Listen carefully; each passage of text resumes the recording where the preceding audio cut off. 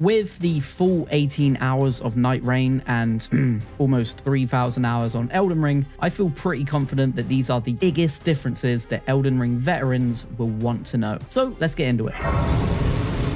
Upgrading weapons in Nightreign is completely streamlined compared to Elden Ring, and for good reason too. You are moving at a crazy fast pace to get things done before the night comes in, so you need the ability to dip in and out without getting caught in the storm. In Elden Ring, you'd need to find smithing stones around the world, or find the specific bell bearings to give to the twin maiden husks. Then once you've got the smithing stone, you'd need to either use the blacksmith at the round table hold or find an anvil to upgrade your weapons like at the Church of Ela. But with Nightreign, when you find a merchant, you can guarantee that they sell smithing stones. And there's always an anvil next to the merchant, so you can just upgrade with little to no friction, as long as you've got the runes for it, that is. There were only smithing stones 1 and 2 available in the network test, but I imagine we'll see more with the release of the full game. Smithing Stones 1 would boost common weapons to uncommon, and Smithing Stone 2 would boost uncommon weapons to rare. The enemy tracking in Nightreign is just so much more forgiving than Elden Ring.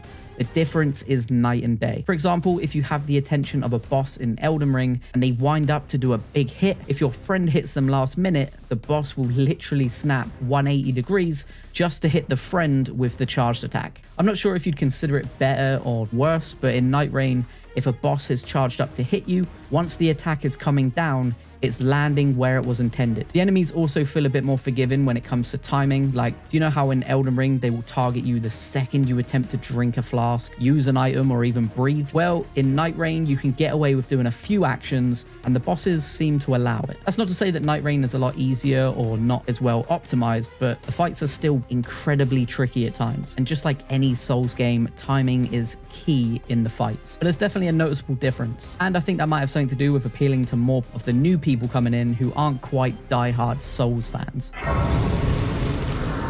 Okay, this one took me a second to notice, and I even had to go back into Elden Ring to double check. But in Elden Ring, if you're backstabbing an enemy, they are locked in. But your friend can't take advantage of that by continuing to hit them. The enemy is essentially invulnerable from other attacks when they're in that animation. Interestingly, you can go for those backstabs or critical hits, and your team can just wail on them and take their health down further in Nightreign. This worked great in a fight against the Centipede Demon. When our Guardian would keep staggering it, we'd beat the crap out of it, and then I just used Duchess's restage ability to make it take all of that damage again. I'm not sure if doing extra damage during the animation is intended or not, but I guess we'll find out.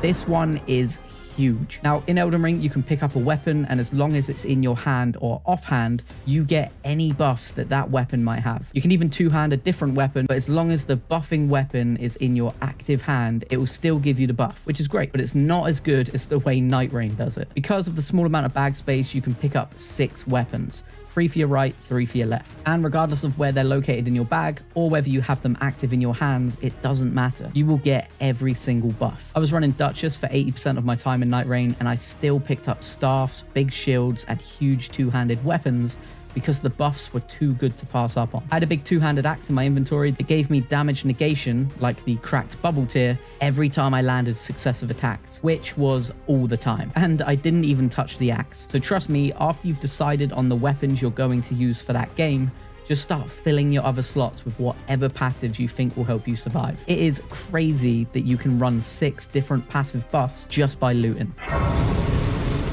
Yep, you heard that right. There is 0 full damage in Nightreign, and embarrassingly, it wasn't until my 3rd game that I realized this. I'd be running along trying to keep up with my teammates, and then I'd notice they were miles in the distance at the bottom of a cliff, and it would confuse the hell out of me. So I'd very carefully drop down bit by bit, and I'd finally catch up to them and just scoop up the rewards from the boss they just beat without me. The only reason I realized I could jump from any height without taking damage is because I actually fell when trying to carefully drop down the cliff when the storm was coming in. But yeah, no more of this crap.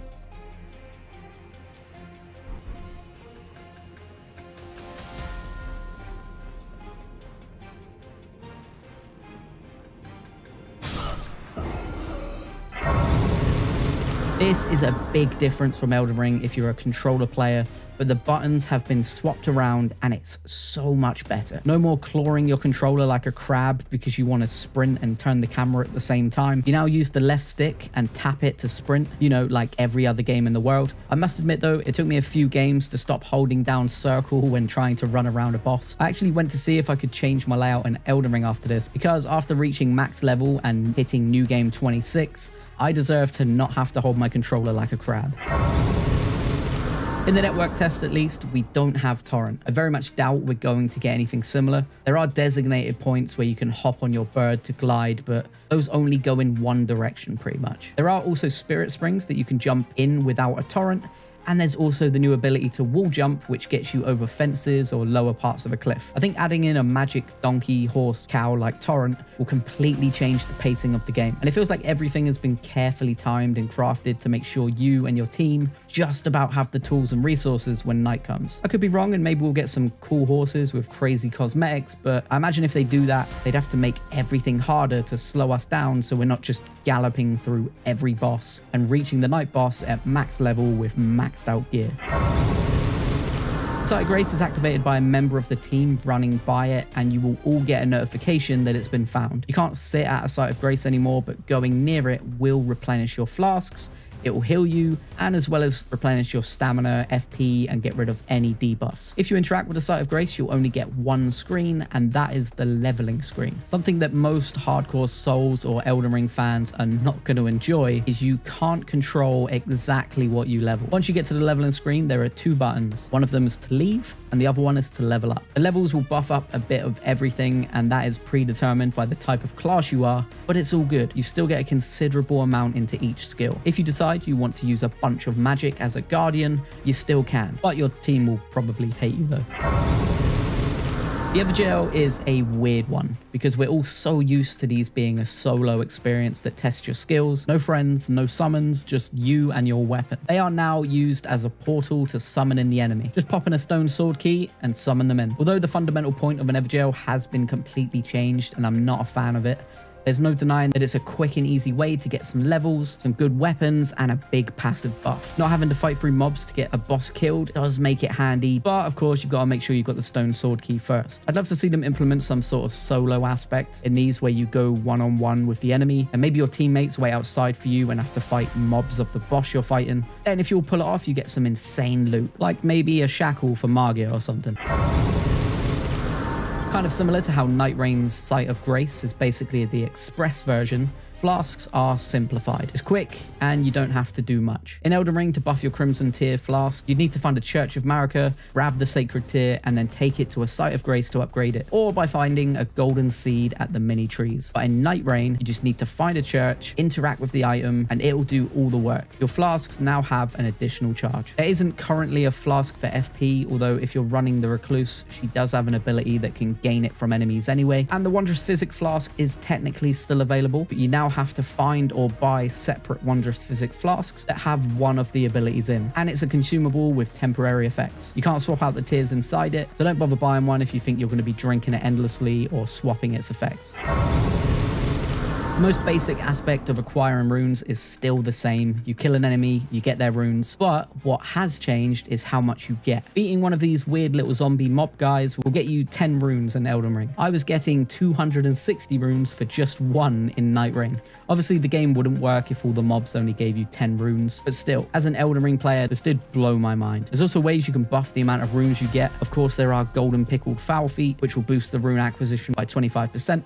You can find and wear talismans in Nightreign, so whilst I didn't see it, I can only assume the golden scarab is around here somewhere. But one of the biggest passive buffs are from the relics you get at the end of the match. Some of them boost the rune acquisition for you and your teammates, and if for some reason you filled out all of your slots with rune boosting capabilities, and so did your teammates, and you pop on some delicious golden feet, you can be getting yourself some boss level runes for slapping some of these low level idiots about. Now think what you could get for a boss. But what hasn't changed is Rivers of Blood is still broken So get ready for lobbies packed with recluses, not using magic, and just waving it around. But yeah, all in all, Nightreign was a lot of fun, and if you're an Elden Ring fan, I'd highly recommend getting it when it drops, because you will not be disappointed. It's just basically a game for all the great Elden Ring players to show off their skills. Anyway, click on this Nightreign tips video and subscribe.